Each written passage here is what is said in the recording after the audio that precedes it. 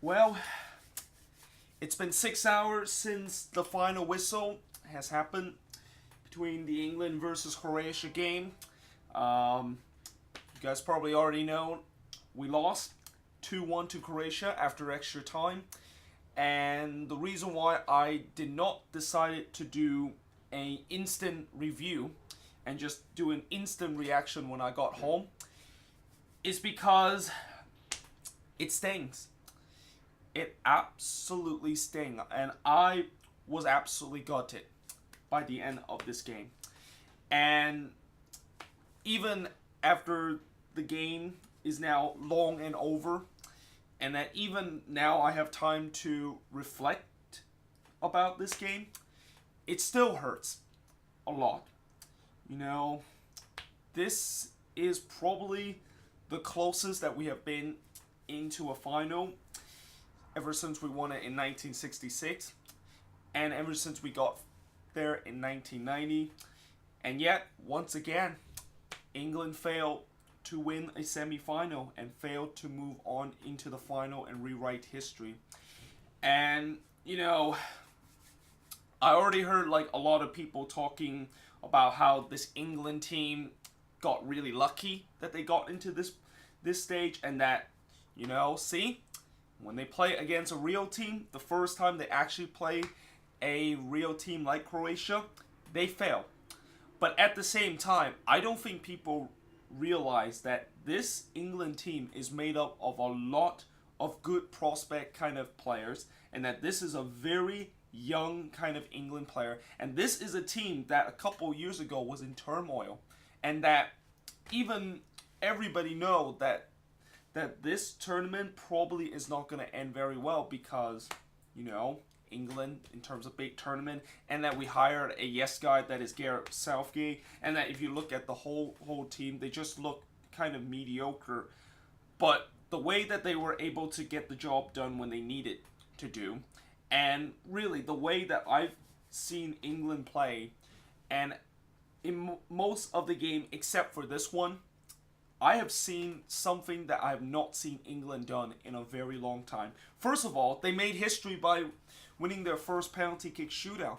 Like, I thought in that Colombia game, if England would have lost that one, I would have just said it was the same old England and I would be incredibly disappointed. But they pulled through in that game. And yes, some people say that we got an easy draw against Sweden and that we lost on purpose just to get to this easy draw. But at the end of the day, that is not really just luck.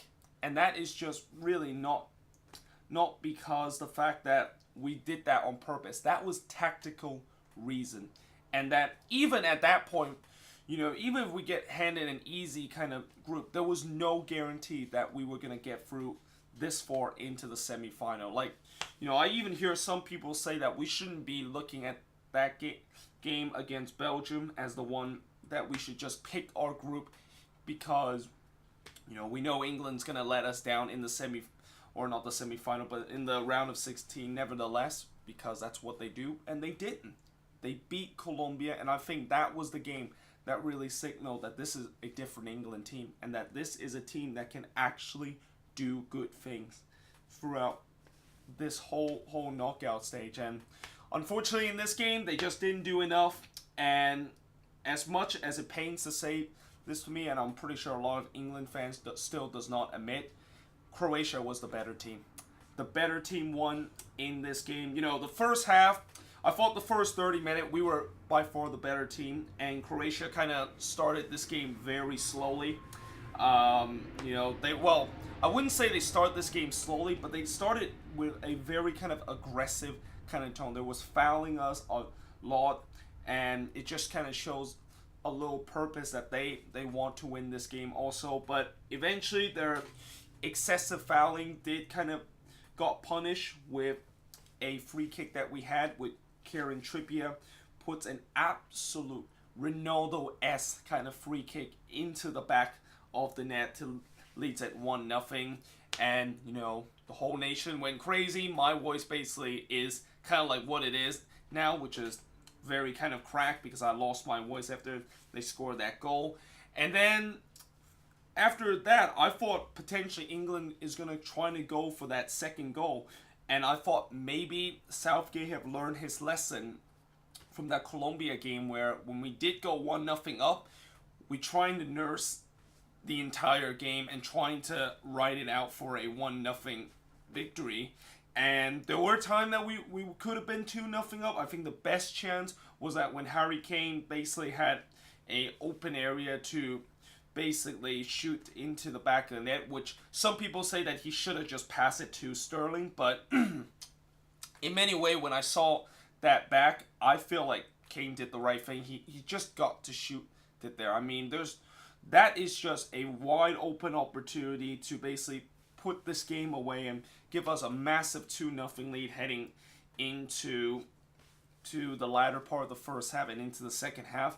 But instead, Subasic saved it, and then he had a chance to put it into the back of it again because he got the rebound. And when I look on the replay and look at the slow motion replay, he did have a wide open gap. Just a little gap between Subasic and the post to basically slot it home into the back of the net. But instead, he doesn't. He hits it into the post, and we were still leading 1-0 after that. And then when the second half go, this is when Croatia really kind of start to dominate this game. And that midfield that I talked about, how I'm just worried that midfield with the talent that Croatia had, it is going to be they're going to absolute boss this England midfield. And that is exactly what happened. I mean, Modric, Rakitic, and also Perisic basically just completely bossed the midfield. They completely overrun us in the midfield, and we just had no answer whatsoever to try to defend them. And then eventually the inevitable was going to happen in the 68th minute.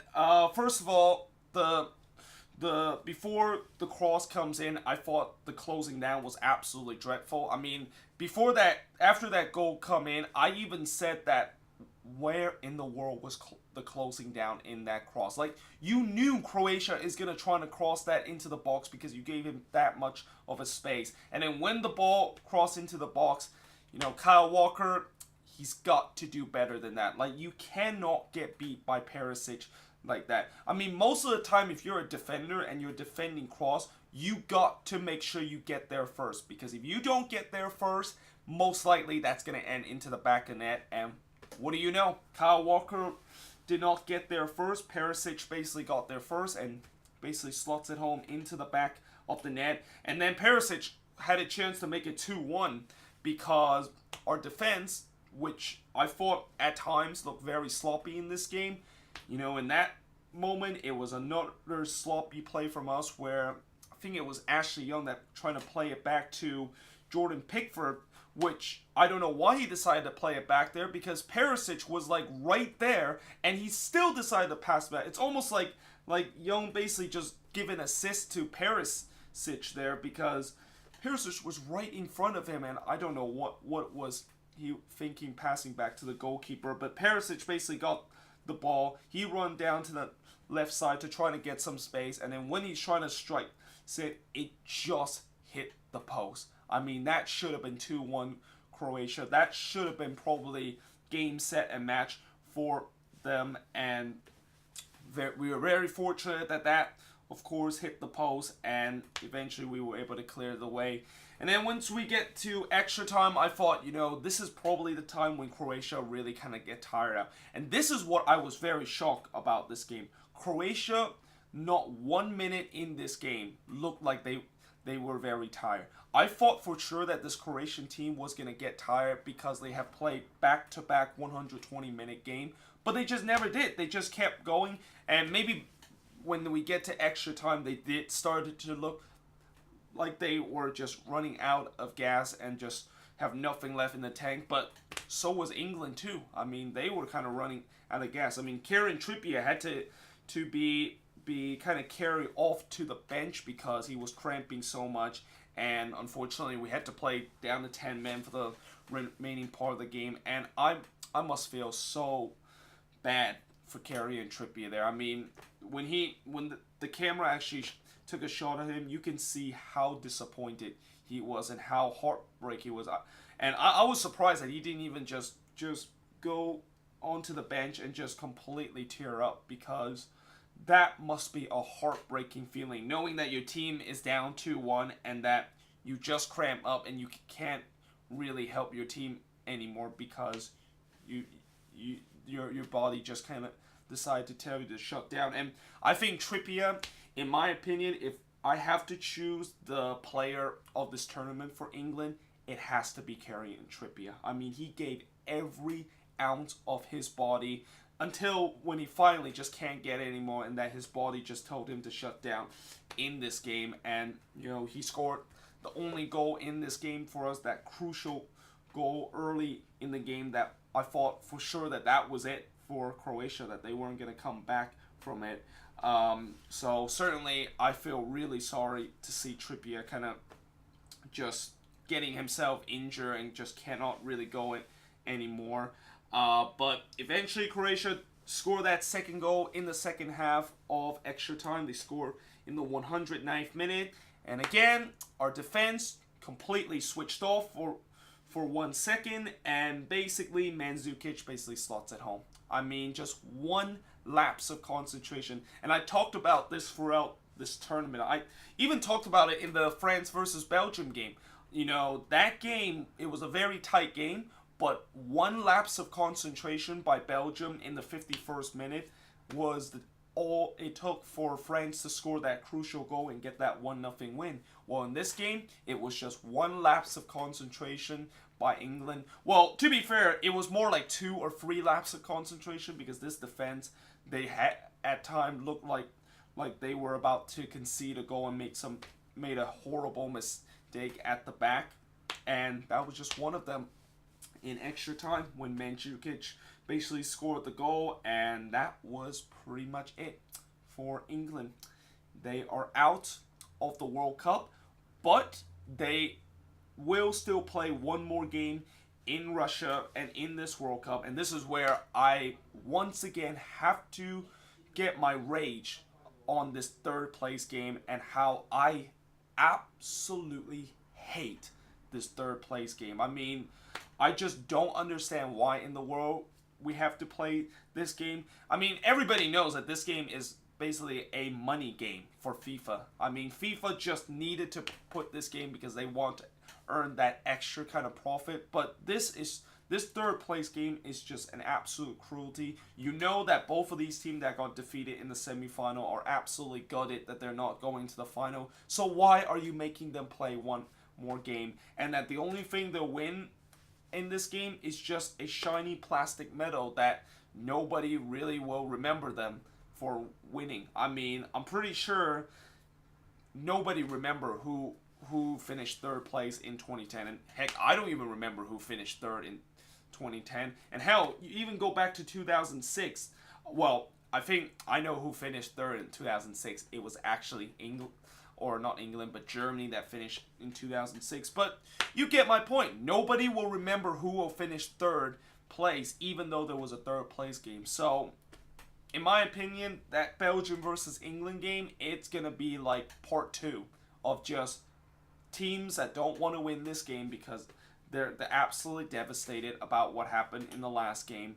And that, you know, I still decide whether or not should I even go to a view party to watch that. I don't think I should because, first of all, it's a 7 a.m. game and I'm already gutted about what has just happened. But yeah, I mean, at the end of the day, England are out of the World Cup, and that the only thing we're left to play for is the third place trophy. And yeah, I mean, it's been a great ride that England has gave me, and certainly for a lot of England fans. And you got to agree the fact that this tournament, I think, must have just reunited the England fan base, because we all know that the England fan base has been it's been kind of torn apart. It's been going through a divide with some fans that don't even want to support England anymore because of the heartbreak that they gave us numerous times, and the fact that the team is just in such a crisis, and that the golden generation is over for this team, and that by the end of this golden generation, they won absolutely fuck all in that time. and that people will just stop caring. But I really think this tournament really united the fan base, and I'm just hoping that in 2 years in the Euros, this team will actually finish the job and get into the final and win the whole thing.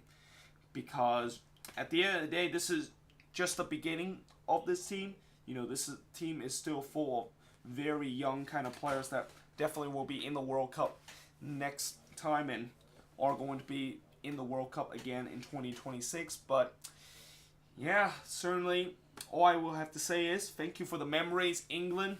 It's been a hell of a ride, and even though it ends in heartbreaks again, like always, at least you gave us some memorable moments and gave us some kind of historic kind of moments during this tournament.